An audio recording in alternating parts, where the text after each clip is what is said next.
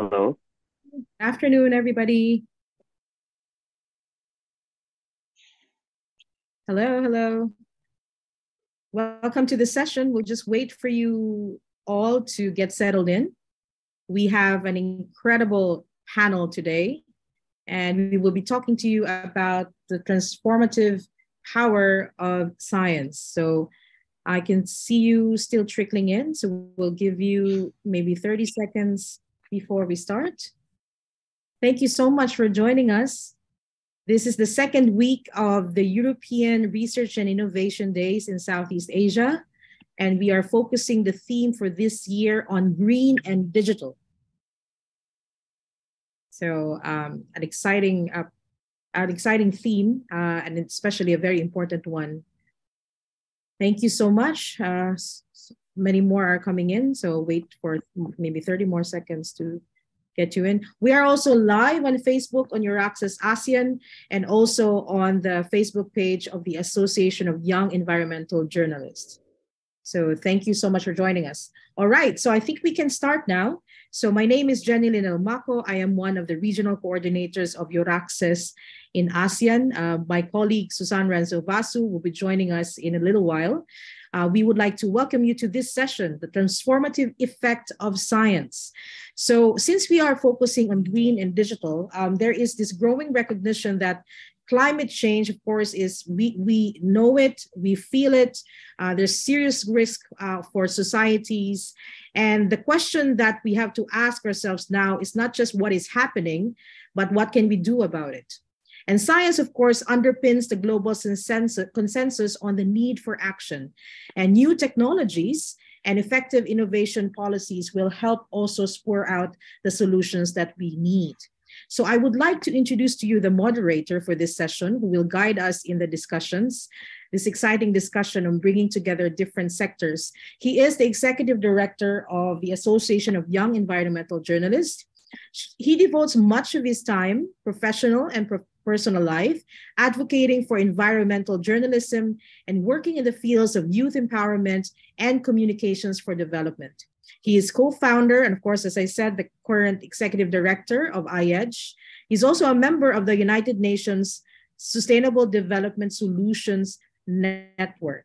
So he is a magna cum laude graduate, so with honors from Silliman University, that's in the Philippines, and has represented the Philippines in numerous international engagements, including the last COP26 in Glasgow.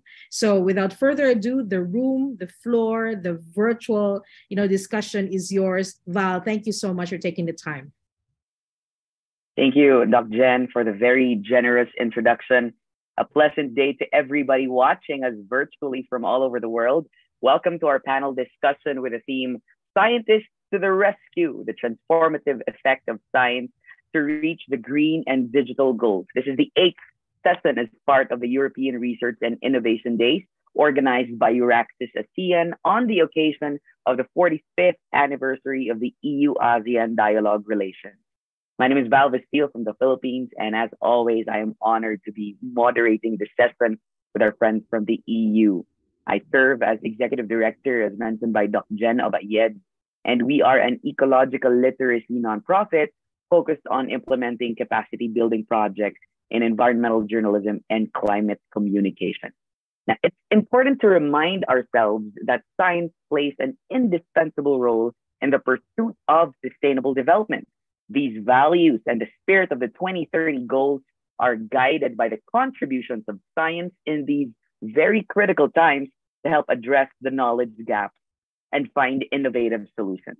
Now, for those of you watching us on the live stream, please do hit the share button so that more people will be able to attend our session, because we have brought together 3 brilliant scientific leaders for an intergenerational dialogue to exchange ideas in seeking common solutions to our common problems. Today, we're going to hear from 3 experts and explore how to leverage scientific discovery and technological breakthroughs to promote international awareness and collaboration to address the climate crisis and related environmental social issues globally. We request our participants to please stay until the end, because we are going to be having a question and answer portion in this discussion. and you can very well submit your questions here on Zoom.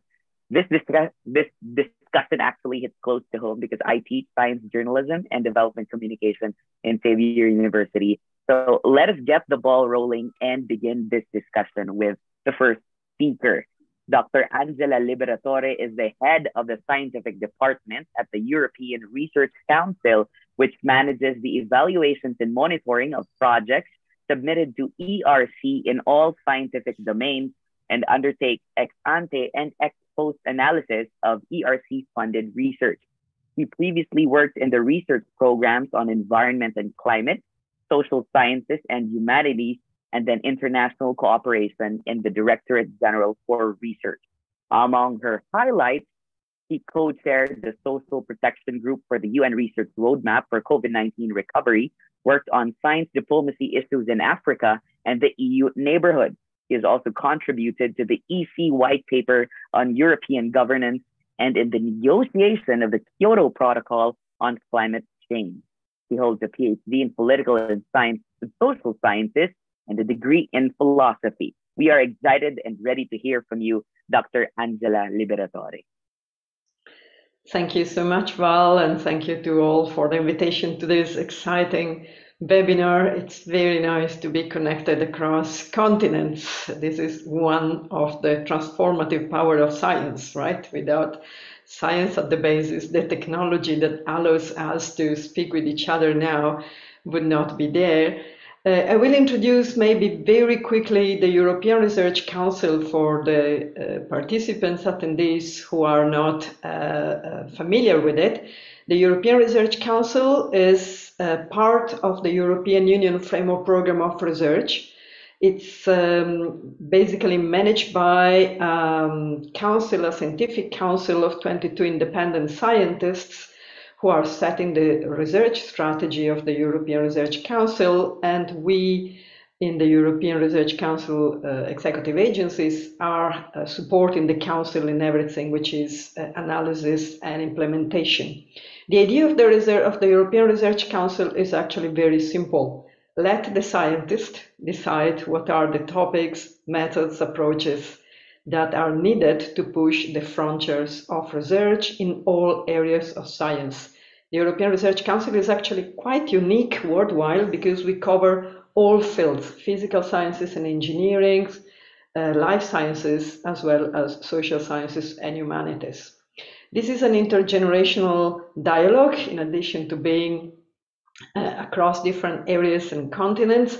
So one of the features of the European Research Council, which I'm sure is of interest, is that we follow the, if you like, career life cycle of a scientist. We have grants for starting grantees, meaning young scientists from 2 to 7 years after post PhD, consolidator grants for young scientists 7 to 12 years after PhD, and then advanced grants for the more, if you like, established scientists. This is not necessarily having to do with age. We also have a starting grantee who did his PhD after a career in the maritime field, for example. So this is just, as I said, a matter of young scientists. In the large part, starting grantees are young scientists, but it's really about the life cycle of a research career. And one of the intention of ERC is to give space for science in a way that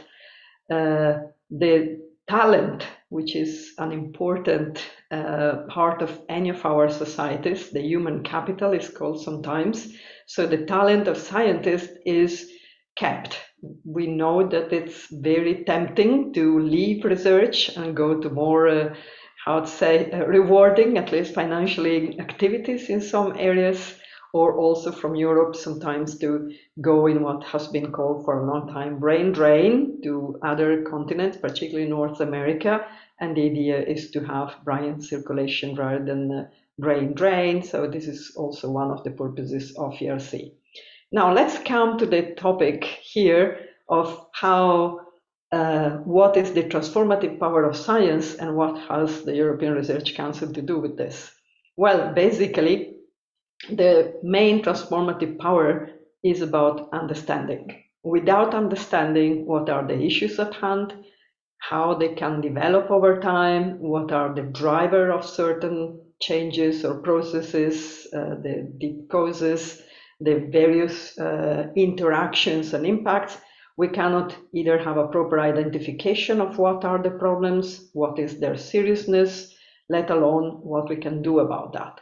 So understanding it in itself a great transformative power of science. We were saying earlier, without understanding of certain basic processes, we could not connect online here. I will let Kevin maybe elaborate on this, but without Einstein general relativity, we would not have GPS or other important parts.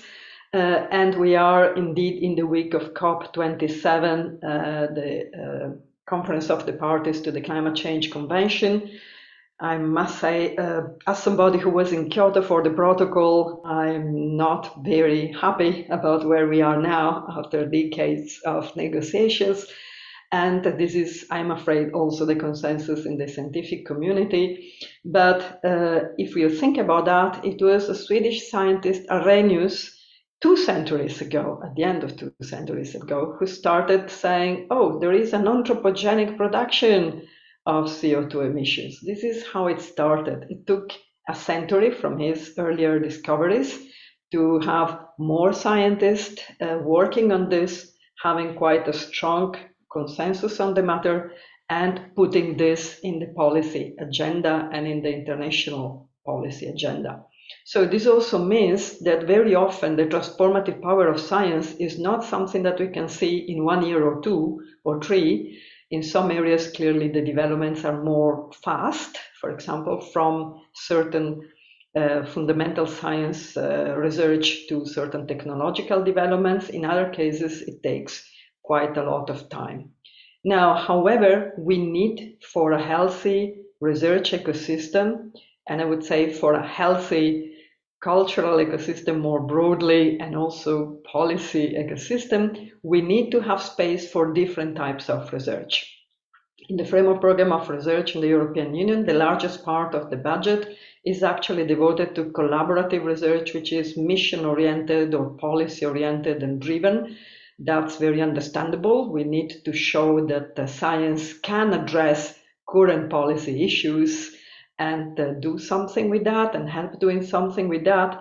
However, we also need areas like the one that the European Research Council is funding and others in other continents and countries, where we have total freedom for researchers to determine what are the topics where we need to push the frontiers and to let them explore those frontiers. And most of the time, they will identify problems that are not yet in the policy agenda or or part of our public attention, or they can see different ways of addressing them. Some examples. COVID has been with us, and let's not forget, is still with us, while not, fortunately, in the acute form it was, and that's thanks to science and vaccination. Now, one of the vaccines has been discovered and implemented in a quite short track, in less than 1 year. But this was because of more than a decade of work in molecular biology in the mRNA technique.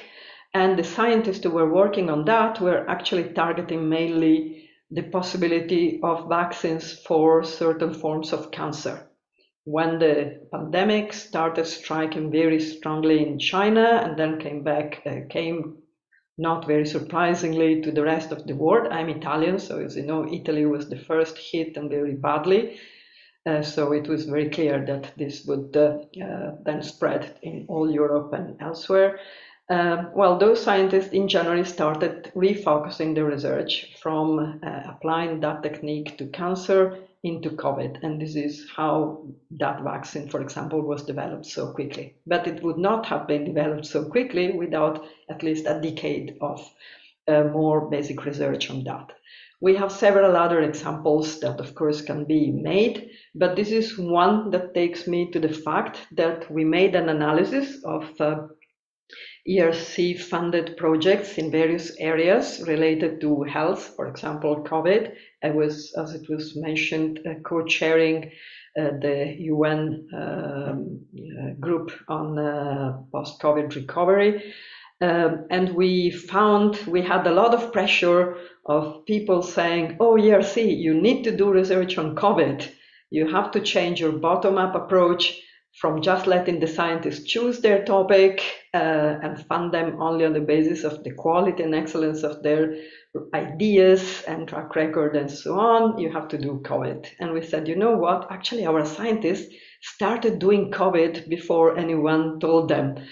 And this is something that we could demonstrate. We have over almost 200 projects where either applicants started working on COVID without being asked, or where they redirected some of the research they were doing, thanks to the flexibility they have in our grants, from, for example, the case I mentioned, but several others. Historians, for example, working on past pandemics, they had a lot of things to say about what we can learn from history. We know, unfortunately, humanity doesn't necessarily learn from history, but at least we try to understand history and have it as a basis, at least, of things that clearly can go wrong and others that in different contexts might help us. We did also a quite systematic analysis of our portfolio to address 3 of the European Union priorities that are indeed very much connected with our discussion today. One is the EU Green Deal. The other is the Europe Fit for Digital Age, and the third is EU for Health. And it was very reassuring to see that we have a lot of projects addressing all those areas. And I will give you just a few data to show it and some examples. So, for example, on the European Green Deal, which addresses several of the Sustainable Development Goals, as do some of the other priorities, we have almost 1,000 projects worth over 2,000 millions. They are across all the research areas with some predominance of physical sciences and engineering, but also life sciences and social sciences contributing. For example, we have the priority Farm to Fork, which is addressing issues of ecology and also species interaction, which of course is then related also to issues like the ones we had to address with regard to COVID. As we said, it's COP27, but research on climate change started and will need to continue before and much afterwards. So on boosting climate action, we have over 570 projects worth 1,000 million euros.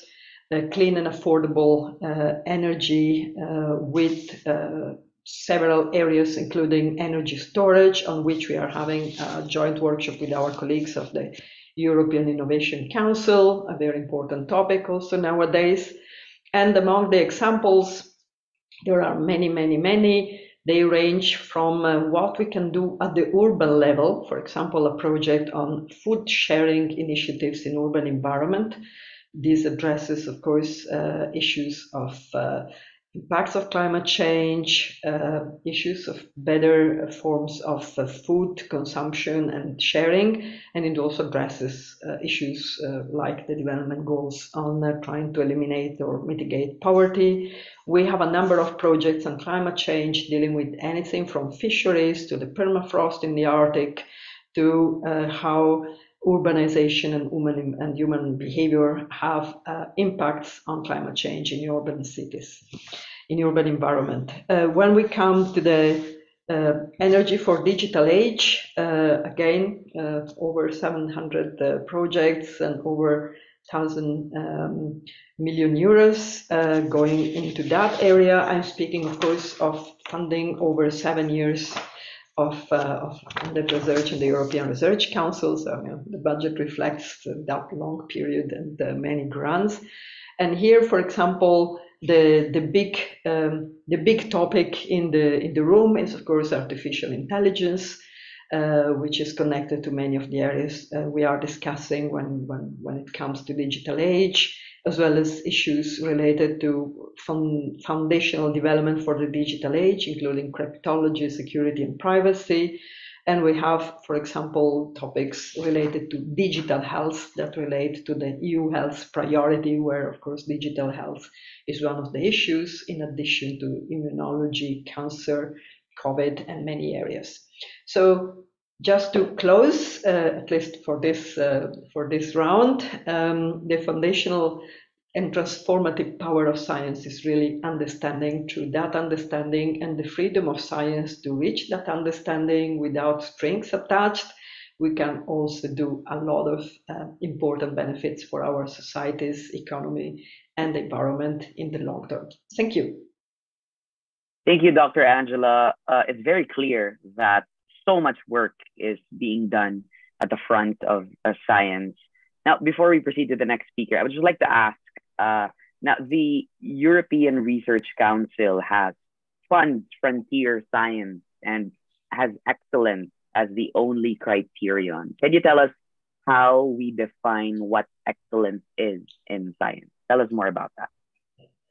Thank you. Well, this is a very important question and point, and there is an whole debate, you're surely aware, on research assessment.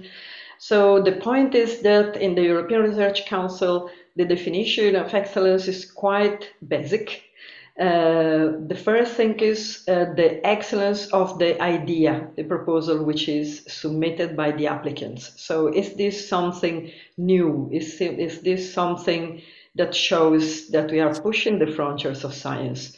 We use sometimes the terminology breakthrough science, high risk, high gain. I know that in different domains and also in different cultures, this may sound a little bit differently, but the point is, be ambitious with your idea. Is this something that is not just a little addition, little incremental addition, which can be very useful, but it's a different type of research? Or is this something that can really help us pushing the frontiers? And of course, high risk, high gain is that when you do that and you do something new, you can fail. You know, part of the virtues of science is to accept that failure can happen. We don't learn without any mistake.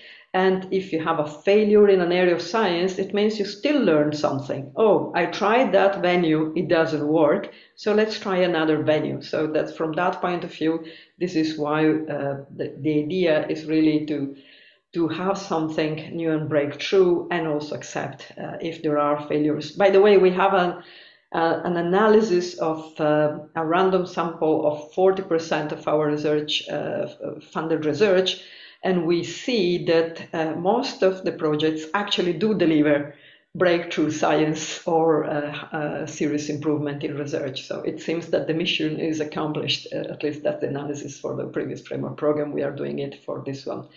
And then the second part is, what is the capacity of the applicant, of the scientist?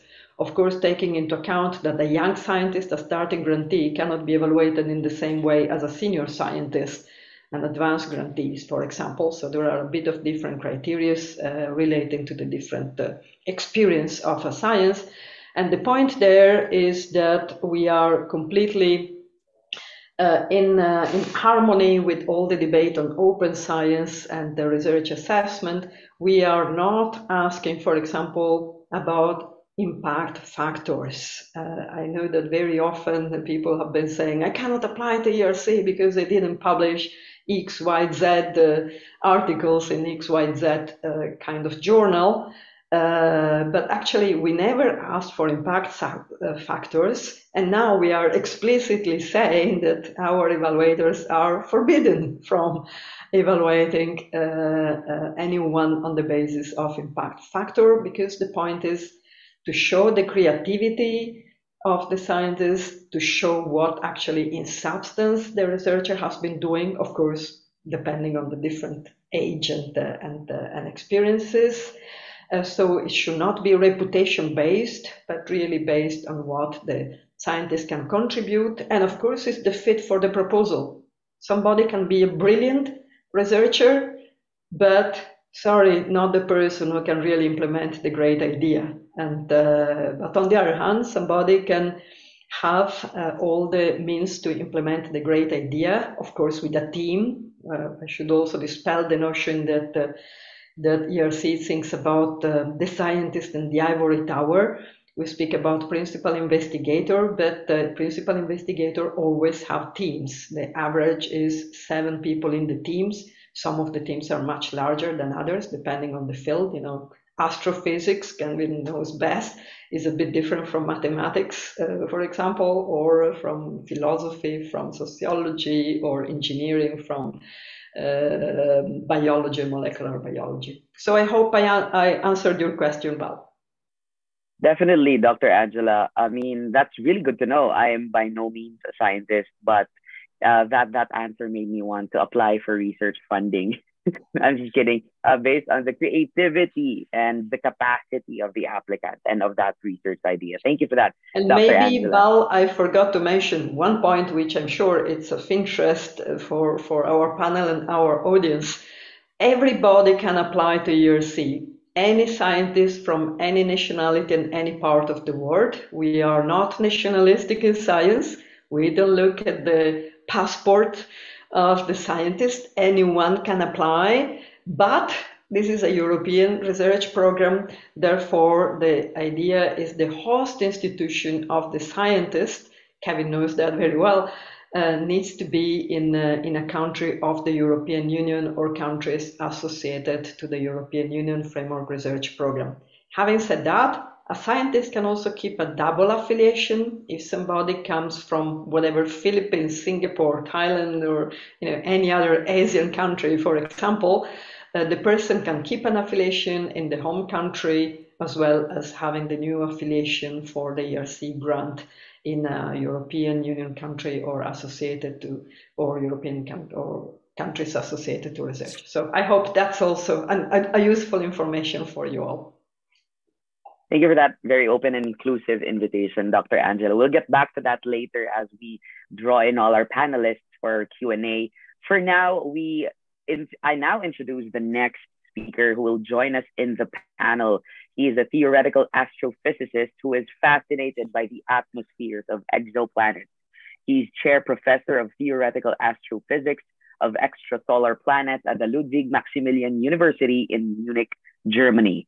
He was previously the director of the Center for Space and Habitability at the University of Bern, Switzerland. He's the co-founder of the Exoplanets Conference series together with Nobel laureate Didier Queloz.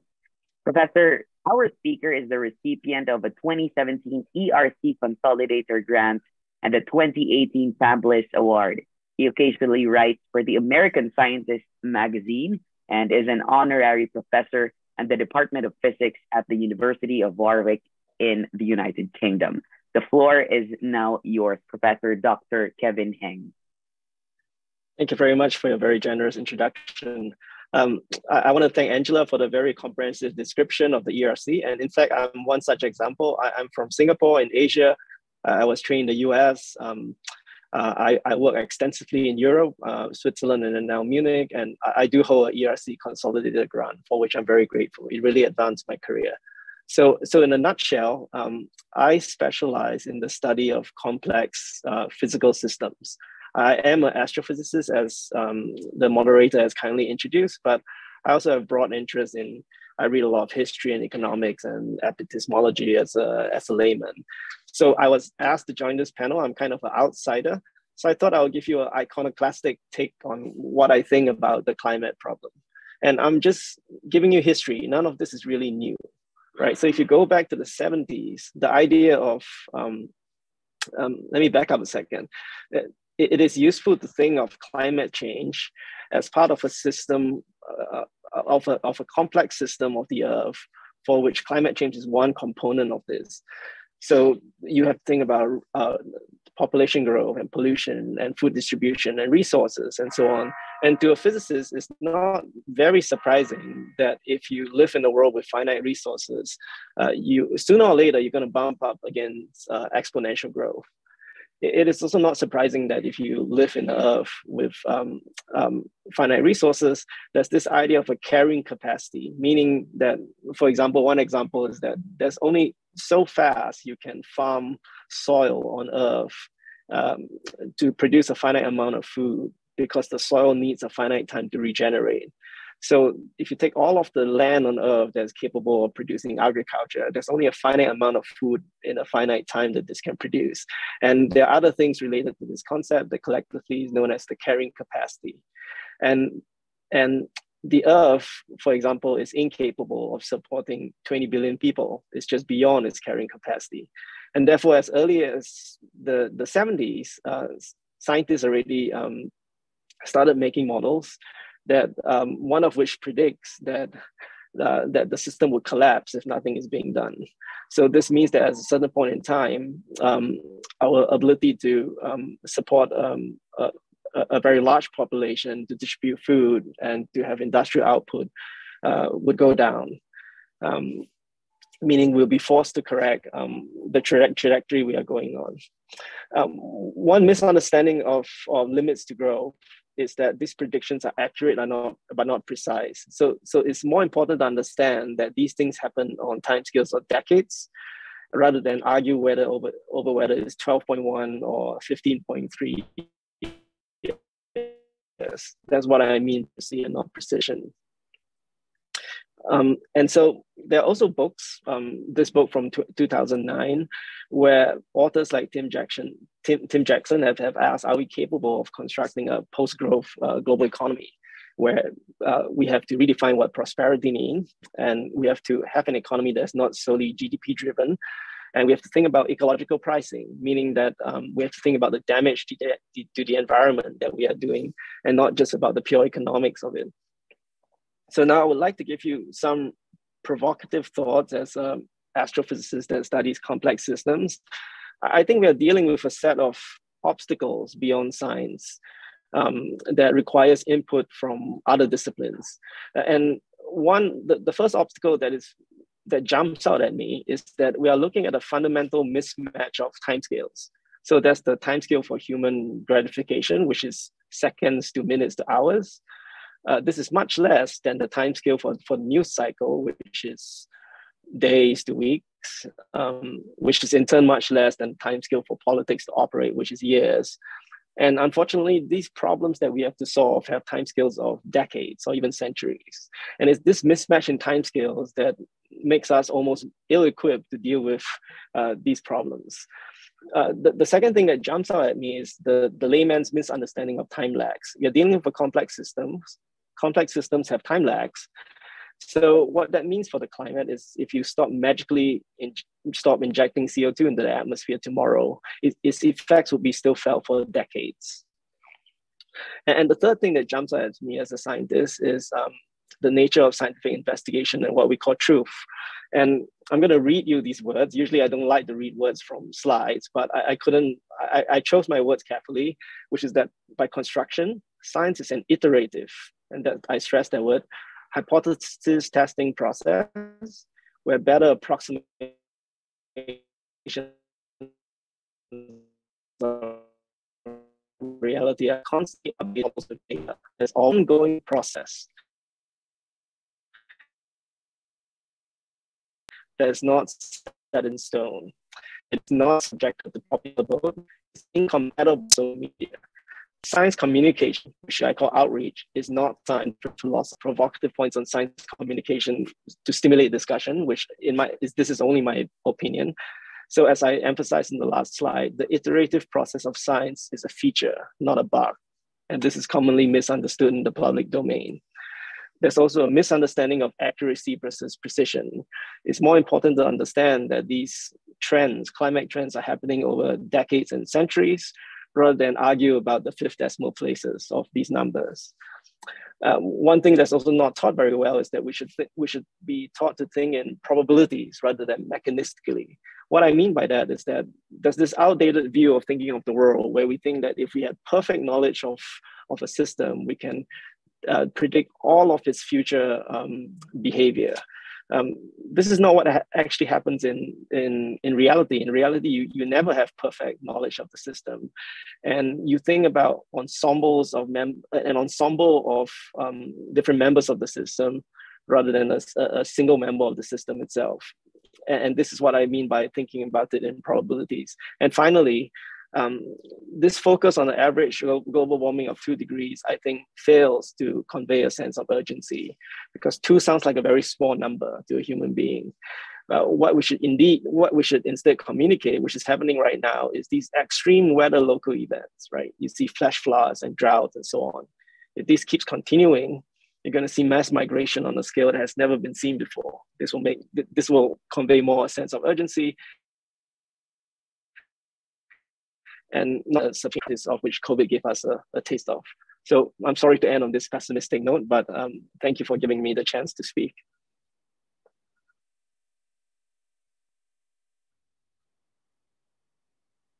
Thank you very much, Professor Dr. Kevin Heng. It's funny because my book by David Boyd on the optimistic environmentalist just arrived. And, and I would have had more questions about optimism amid the climate crisis. But for now, I've never actually encountered an astrophysicist discuss on climate change. Now, as an astrophysicist who sees more beyond the Earth in discussions and debates regarding climate change, may I know, how would you define it from your perspective as an astrophysicist? What do you mean define climate change? What do you mean? Yes. How do you define climate change? And in the debates on what is accuracy, you mentioned accuracy and precision, and we have climate change deniers abound who have literally just kind of threw away decades of research of the scientific consensus. As an astrophysicist, how would you kind of debate and discuss climate change among climate change deniers and from your perspective? Well,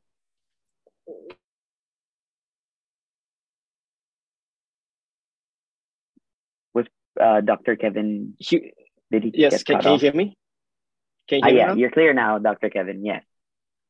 I think the data currently shows without a shred of a doubt that over very long timescales, decades to centuries, there's an increase in the global temperature of the Earth caused by human injection of CO2.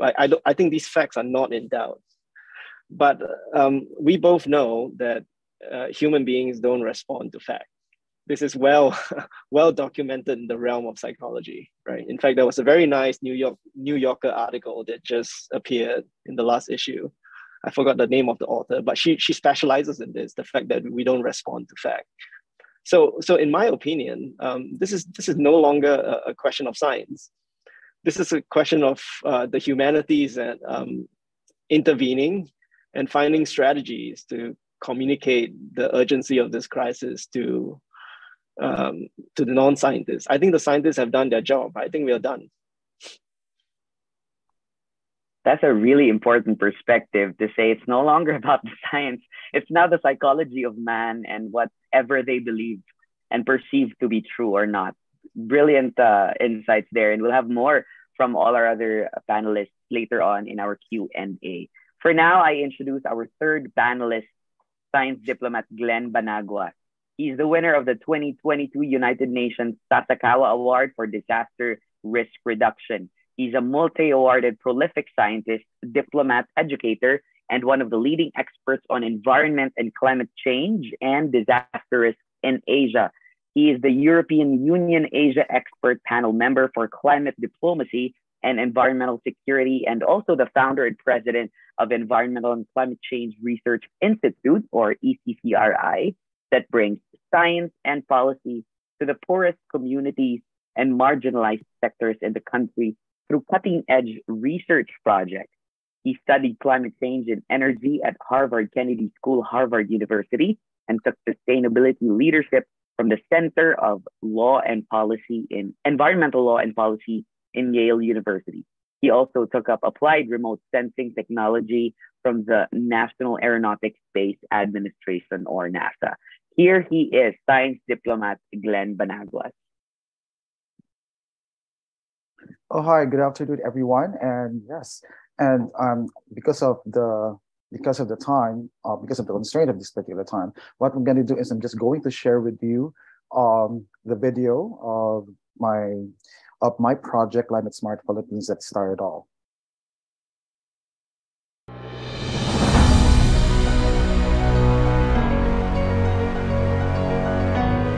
Glenn Benaguas is a multi-awarded, prolific scientist and diplomat, and one of the leading experts on environment, climate change, and disaster risks. He analyzes conundrums brought about by climate change and extreme events using scientific models, data, and spatial statistics, applies participatory mechanisms, recommends science and evidence-based policy solutions, and provides resilient and sustainable programs. Climate Smart Philippines Science for Service is the program he founded in 2010, providing elucidations in reducing disaster risks and preventing potential damages and losses through scientific wide-ranging assessment, risk and impact analysis, capacity development, project management, and multilateral cooperation among actors. The Climate Smart Philippines project applies the power of multi-stakeholder participatory mechanisms, providing more informed participatory and integrated governance and management at all levels, increases public and private sector investment and financing programs to required infrastructure and services. It also plans practices and implementation capacity to address complex interactions and trade-offs among the utilizations of resources. Climate Smart Philippines is science and evidence-based, where all stakeholders are empowered using credible sources of evidence, which are based on multiple lines of scientific research and education, such as considering zoning and new building codes for land, adjustments on the agricultural calendar, climate proofing or climate smart approaches, renewable energy in the off-grid areas, climate smart rainwater harvesting systems, monitoring and evaluation systems, gender equality initiatives and the role of women, the use of traditional knowledge, sustainable land, and forest management. Climate Smart Philippines is people-centered. It has a strong focus on tackling the innumerable roots of the impacts of climate change to make sure there is actual coalescence in the quality of life of the populace today and the coming decades. Stakeholders are trained in the implementation processes to ensure resiliency through psychological and religiosity and spirituality approaches. To date, Professor Benaguas has developed and implemented more than 200 projects in the Philippines alone. From Climate Smart Philippines to Climate Smart and Disaster Resilient ASEAN. More than 50 projects in Southeast Asia in partnership with his ASEAN science diplomats and the U.S. ASEAN Fellows for Science and Technology.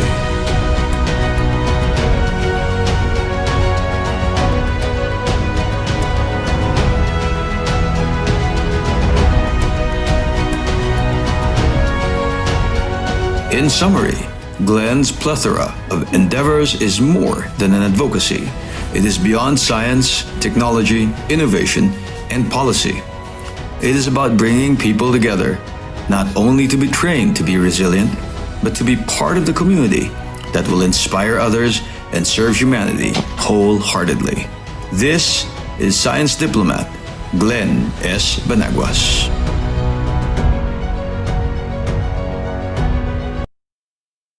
Yes, and I'm going to entertain questions later based on the program that I developed that I started in 2010. Thank you very much.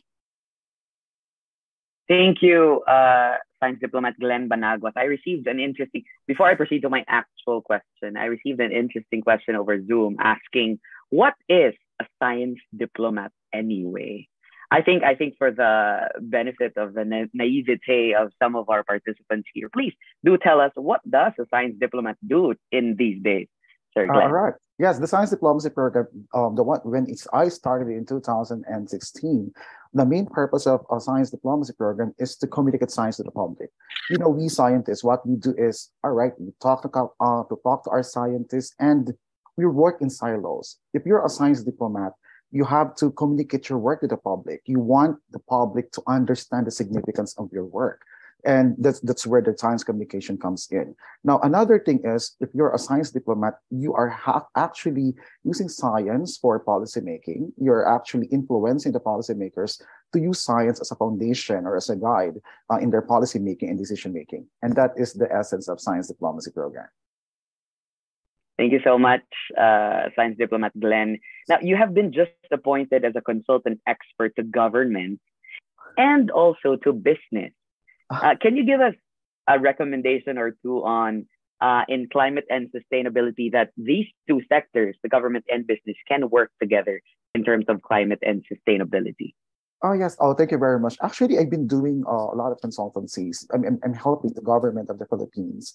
So, like what I mentioned, I think in the presentation, I mentioned to you that I have trained and capacitated more than 800 government agencies in the Philippines and the local government units, the provincial government, because like what I mentioned, I have been advocating science. I want our government officials to embrace science, to understand its significance, because science will always be useful, and that will help them to in their policy making, in their programs and activities.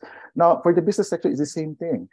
This is about the net zero emissions. All right, since that I'm a climate scientist, we want the business sector to understand the significance of net zero emissions, how this particular NZE will impact their business. For instance,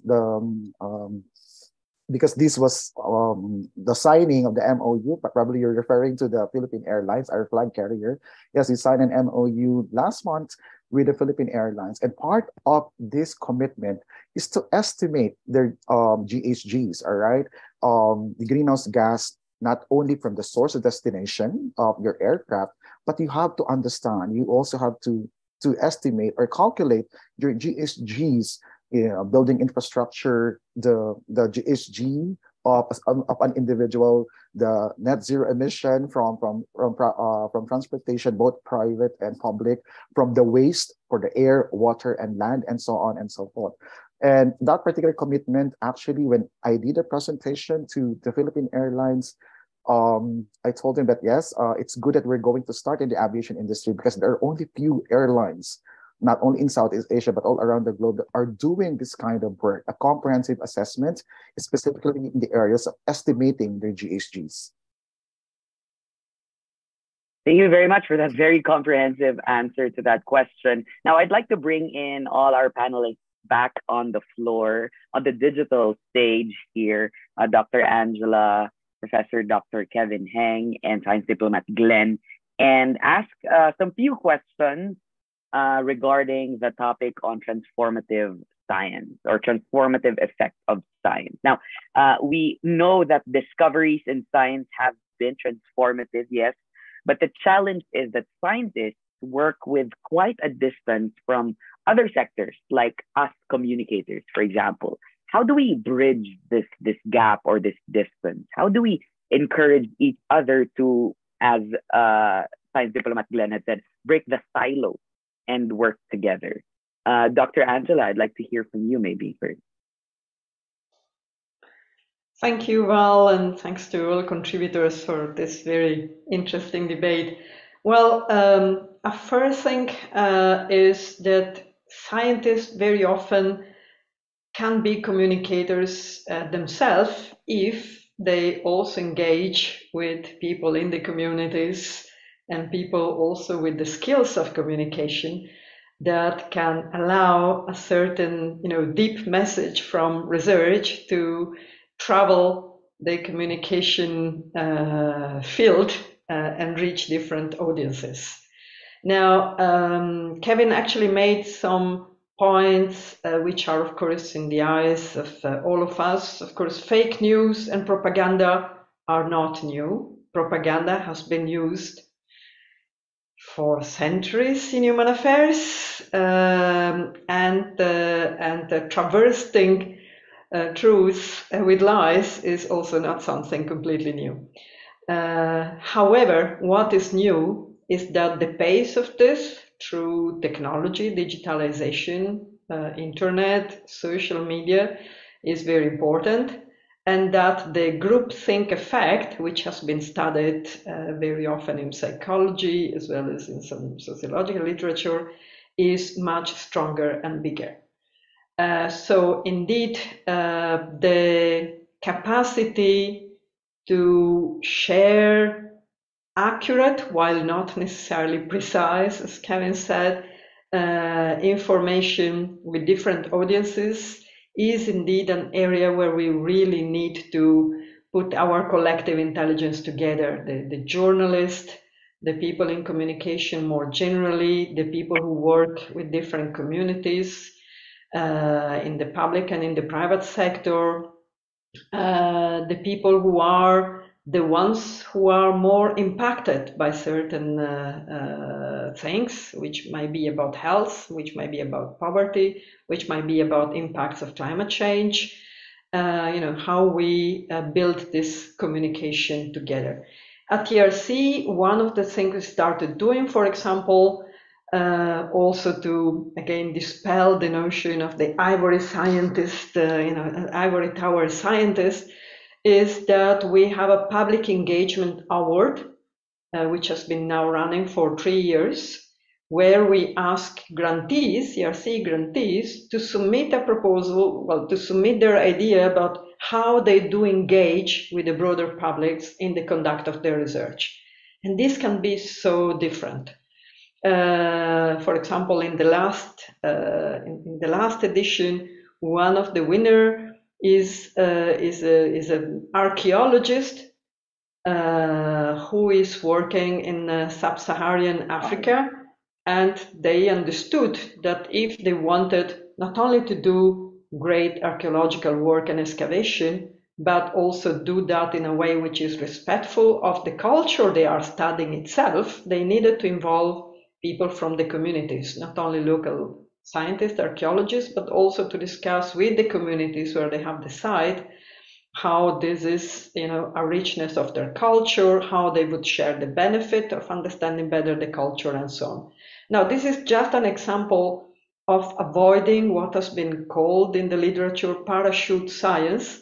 And I don't see Kevin here, but astrophysicists had met that problem, for example, in the site of telescopes. If you don't speak with the community in a way about why the telescope is important, and they think that the sighting is at odds with, for example, their spiritual dimension and whatever, they will not accept that very easily. So you see, this kind of awareness can really apply to many different areas of work.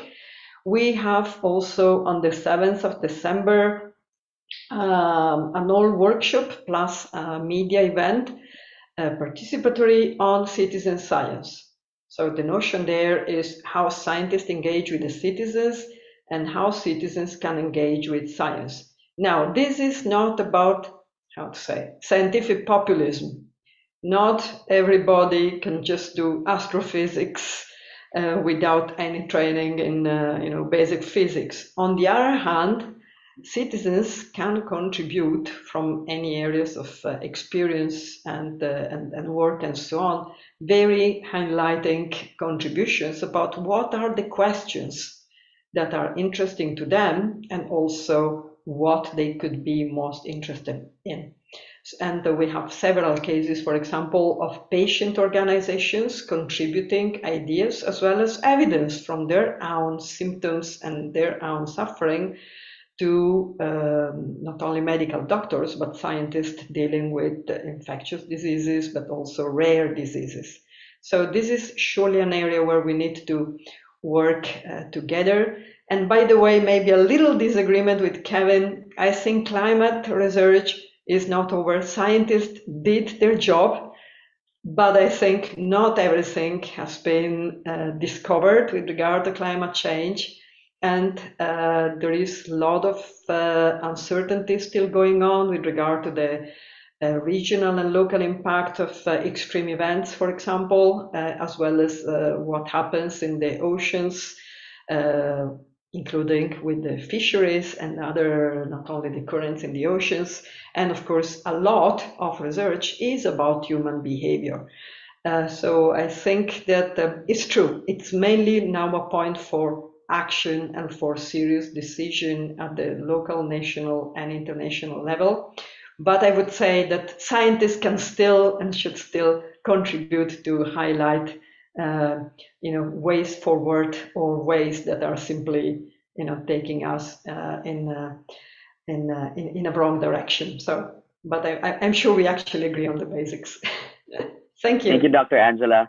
So scientific work has been done, but more scientific work is needed. And I think a very interesting word that you brought up is uncertainty in science, how it should be acknowledged and communicated really well. Science diplomat Glenn, on the conversation of communicating the science, I know you're doing a spectacular job with it, but how do we bridge that gap then among scientists who may have difficulty, you know, um, talking to communicators like us? Okay, in the ASEAN Science Diplomacy Program, what we did is we started, for example, because of the program, the Climate Smart Philippines. Well, part of the program, a science diplomacy program, is to bring them to the communities. So I really agree with Angela mentioned that you have really worked with the communities.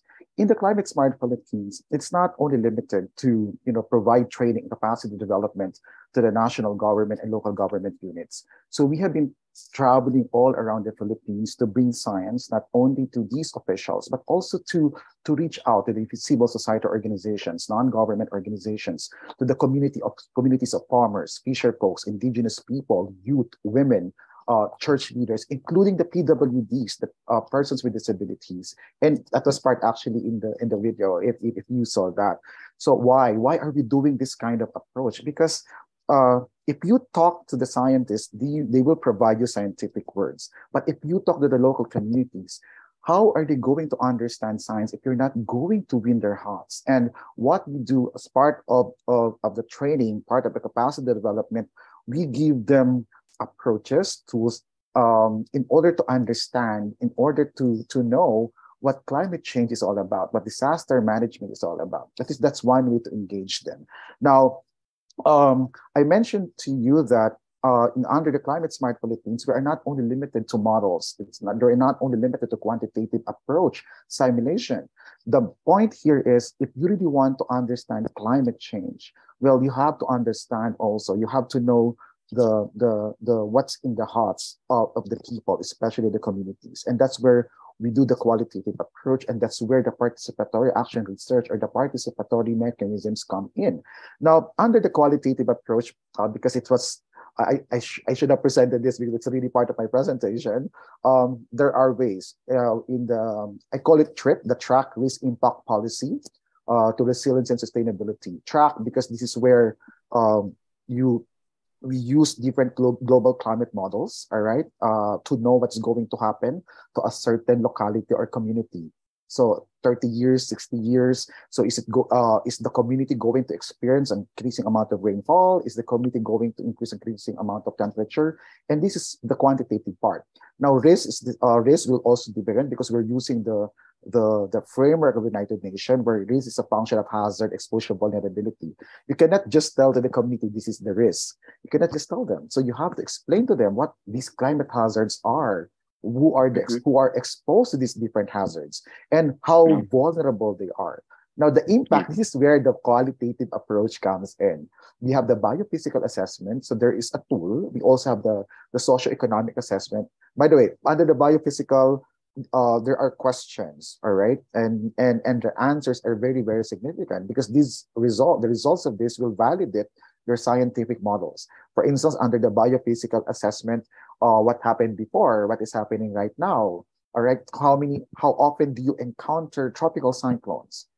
Before, how many tropical cyclones enter the PAR, Philippine Air Responsibility, and how are you going to compare the tropical cyclones and the intensity of tropical cyclones nowadays? So those are just some of the examples. Under the socioeconomic assessment, for example, we talk about farmers. Okay, what were the yields, all right, before, and what is the yield right now? What was their income before, and what is their income right now? And this is very interesting, and you will love this, Dr. Angela, because we include the psychological impact assessment and the religiosity and spirituality. Why psychological impact assessment? I'm not a psychologist, but there is a psychologist in my team, and this is what we found out. When Super Typhoon Haiyan or Yolanda made its landfall in 2013, thousands and thousands of people died. Now, they said science was no longer there.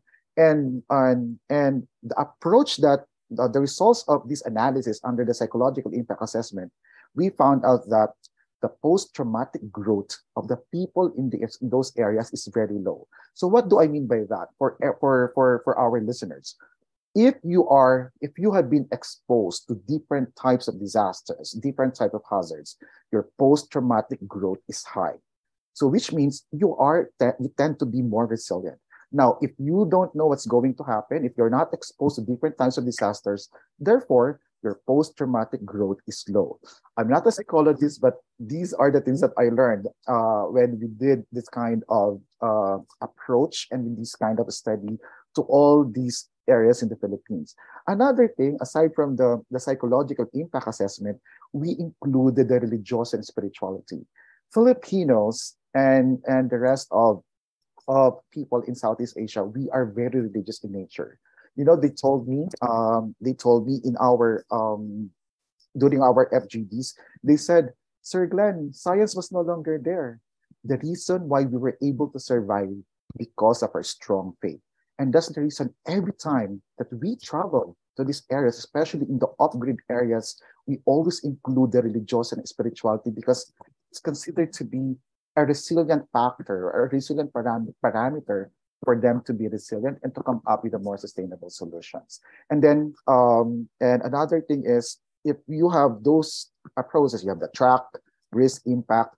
In terms of project development, we want to make sure, all right, because it's, our approach in this climate smart Philippines, we want to make sure that a project and programs that are going to be implemented in the province or in the local or in the municipality or with the farmers or the fisher folks, we want to make sure that these are actually these programs are actually aligned in the international and the national frameworks of the Philippines. So we want to make sure that the assessment coincides with the actual needs of the people. So thank you. Very, very important work and insights, especially for the Philippines, which is one of the most climate change vulnerable countries in the world, with an average 20 typhoons passing it every year. And I think this really puts a face to why science matters and intersects on a lot of things in climate and disaster. Thank you, science diplomat Glenn Banaguas, and thank you, Dr. Angela Liberatore. We lost, Dr. Heng has been disconnected for some reason, and we have a very important question for Dr. Heng from Michelle Reyes, and we will do our best to forward this question to Dr. Heng so that he may entertain it. It's already 5 p.m. and time has flown so fast because the discussion has been such a fruitful one. In the interest of time, we have to end this discussion, but I'm sure it was a very productive and insightful one from no less than our scientific experts, science diplomat Glenn Banaguas, Dr. Angela Liberatore, and of course, Professor Dr. Kevin Heng. In the Philippines, we say maraming salamat. Thank you very much for your time, wisdom, and expertise. And thank you as well to our audiences who have been here since 4 p.m. Singapore time to participate and learn from the very best in the field of sciences. We are excited to announce many more sessions from the member states starting tomorrow. You can check out the schedule at www.eu-ri-engage.eu/schedule that will be chatted on our Zoom chat box. Now, this program is more than just a regular event. It is actually a call to a collective action beyond borders to address the climate crisis. Beyond borders, indeed, because our speakers come from all over the world. And we need to work together to address the climate crisis and global health concerns while leveraging digital tools to promote sustainability in Europe and ASEAN. Because it is needless to say that we live in an interconnected world, and therefore we have to bring together diverse voices, such as this panel, to co-create and work together to find solutions to build a better, brighter, and healthier future for all. This has been Val Vastille of the Association of Young Environmental Journalists. Thank you for your time and see you in the next session. Have a good day. Thank you very much. Thank you, Val. Thank you, Dr. Angela. Thank you. Thank you. Bye.